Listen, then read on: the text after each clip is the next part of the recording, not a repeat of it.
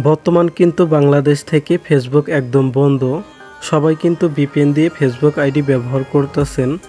সবার মনে কিন্তু একটাই প্রশ্ন, ভিপিএন দিয়ে ফেসবুক চালালে কি আইডিতে কোনো সমস্যা হবে?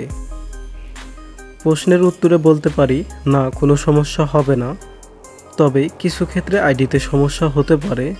যেমন ভিপিএনে আপনি এক এক সময় এক এক দেশের আইপি কানেক্ট করে একাধিকবার ফেসবুক অ্যাপ ওপেন করা এবং বারবার আইডি লগ আউট করে অন্য আইডি লগ ইন করে প্রবেশ করা।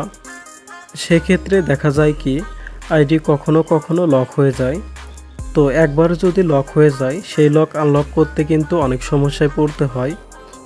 তাই আপনাদের বলতে পারি এই সময়টাতে অতিরিক্ত আইডি লগ ইন এবং লগ আউট করবেন না এবং যে কোনো একটি ভিপিএন ব্যবহার করার চেষ্টা করবেন এবং আপনার মতামত থাকলে কমেন্ট করবেন এবং ভিডিওটি ভালো লাগলে একটি লাইক দিবেন এবং সকল অ্যাপসের আপডেট ভিডিও পেতে চ্যানেলটি সাবস্ক্রাইব করে পাশে থাকবেন।